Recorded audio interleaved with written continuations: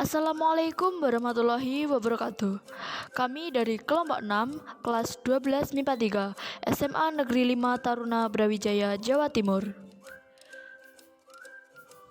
Yang beranggotakan Ines Riksana absen 18 sebagai pemateri 1, Muhammad Atorik Fasa absen 20 sebagai pemateri 2, dan Muhammad Abzatian Pratama absen 19 sebagai editor. Persatuan dan Kesatuan Bangsa pada masa Revolusi Kemerdekaan periode 18 Agustus 1945 sampai dengan 27 Desember 1949. Bentuk negara Republik Indonesia adalah kesatuan.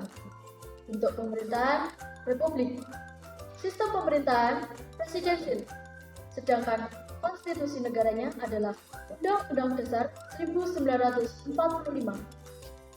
Bentuk negara. Maka pemimpin yang baru dapat dibentuk yaitu presiden, wakil presiden, para menteri, dan para gubernur.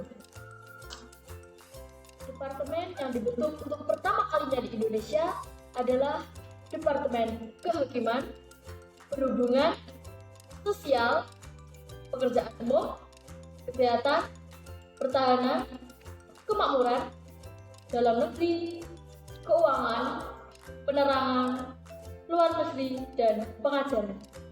8 provinsi pertama yang ada di Indonesia yaitu Jawa Barat, Jawa Tengah, Jawa Timur, Sumatera, Borneo, Sulawesi, Maluku, dan Sunda Kecil. Revolusi Kemerdekaan didasarkan pada aturan peralihan Undang-Undang Dasar 1945 yang menyatakan bahwa untuk pertama kalinya Presiden dan Wakil Presiden dipilih oleh PPKI. Lembaga tinggi lainnya yang tercantum dalam Undang-Undang Dasar 1945 namun belum dapat diwujudkan karena keadaan darurat bangsa dan harus dibentuk berdasarkan undang-undang, diantaranya adalah MPR, DPR, DPA, BPK, dan MA. Untuk mengatasi keadaan tersebut, Undang-Undang Dasar 1945 melalui pasal 4 aturan peralihan menyatakan bahwa sebelum MPR, DPR, dan DPA dibentuk menurut Undang-Undang Dasar ini, segala kekuasaan dijalankan oleh Presiden dengan bantuan sebuah komite nasional. Pasal 4 aturan peralihan Undang-Undang Dasar 1945 secara langsung memberikan kekuasaan yang luas kepada Presiden. Dengan kata lain, kekuasaan Presiden untuk sementara waktu ada 3, yaitu kekuasaan pemerintahan negara atau eksekutif, 2. Menjalankan kekuasaan MPR dan DPR secara legislatif, dan yang ketiga adalah menjalankan tugas DPA. PPKI mencantumkan 2 ayat aturan tambahan yang menegaskan bahwa 1.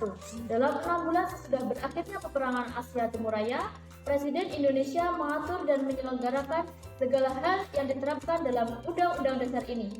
Kedua, dalam 6 bulan setelah MPR dibentuk, majelis itu bersidang untuk menetapkan Undang-Undang Dasar.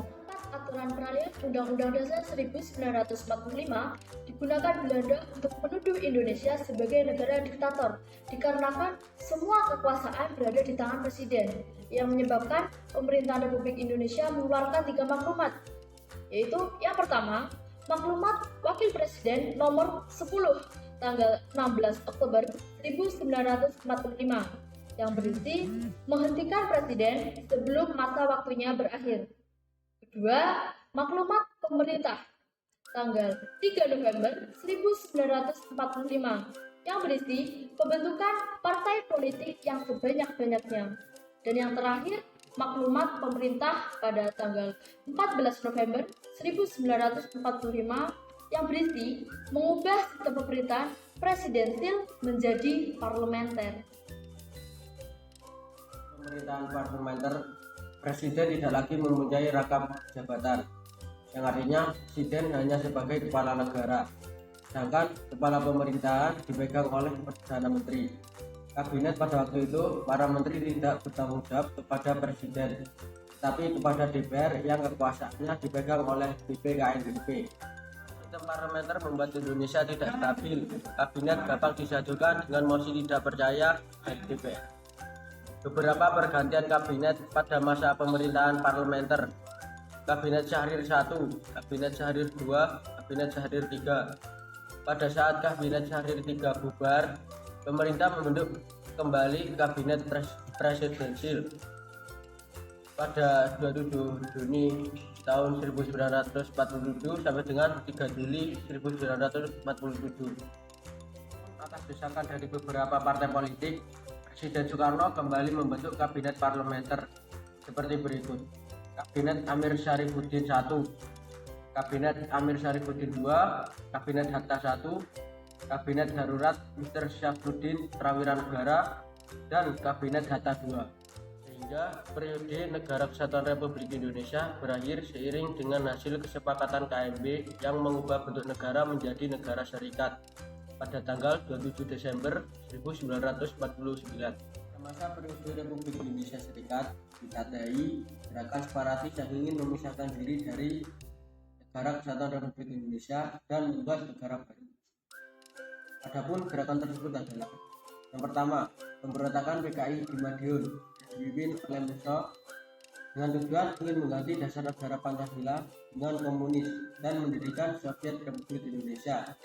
Namun PKI berhasil ditumpas oleh TNI yang dibantu oleh rakyat. 2.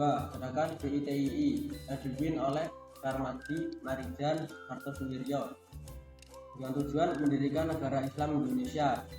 Pada tanggal 7 Agustus 1949 di Desa Cisayong, Jawa Barat, DITII melakukan proklamasi. Namun DITII berhasil ditumpas oleh TNI dan rakyat dengan operasi bakar betis di Gunung Beber.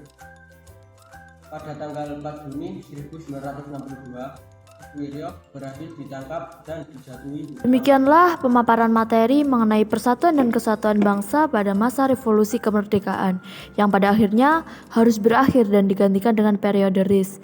Semoga ilmu yang didapatkan bisa bermanfaat. Mohon maaf apabila ada kesalahan dalam penyampaian materi. Akhirul kalam, wabillahi taufiq wal hidayah. Wassalamualaikum warahmatullahi wabarakatuh.